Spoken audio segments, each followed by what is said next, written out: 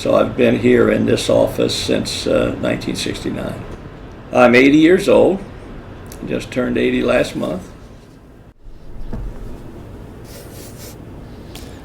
This gives me an idea of our preparation, or our ability to meet today's demands. I think the world of him. He comes to work before 8 o'clock every day and he leaves after 5 o'clock every day. He's catching things that many of us could only hope to catch.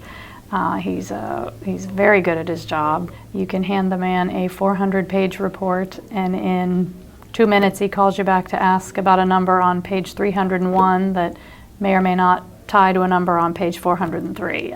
Okay, do you have a total of what you got there today? Everybody in the office has that same respect for him as far as his integrity. So that was last quarter. Everyone paid except... All paid so far? Except Hilliard.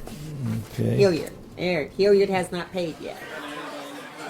Well, I grew up in the bottoms here in Franklinton, so I'm usually either at one of the 3 restaurants there on West Broad Street, Tommy's Diner, probably more often than others. One thing you might not know about Hugh, he comes here quite often for lunch.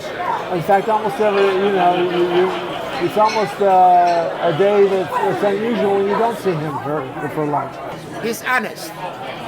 Great guy, great guy.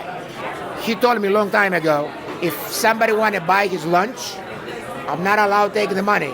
He say, even if God want to pay for his lunch, I'm not allowed to take the money. You can ask for anything better for a politician. We wish you have more like him.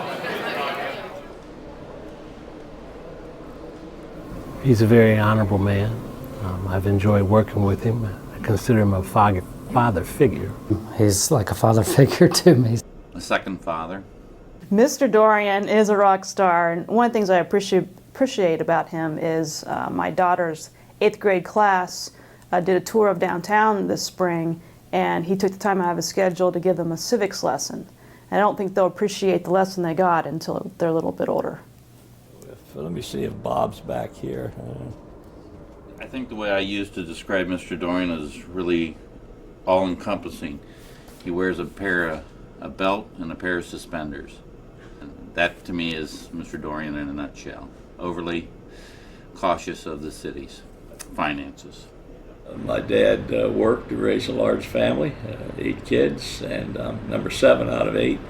But I got the work ethic from my dad, and I've always believed and always taught my own kids you got to put in an honest day's work to expect to gain your monetary rewards. He keeps up on everything. He studies every day.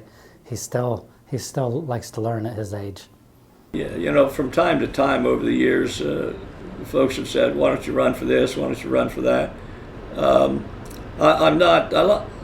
Quite frankly, I don't consider myself a politician in the sense of trying to run for elections. Running for election is not my favorite part of this job.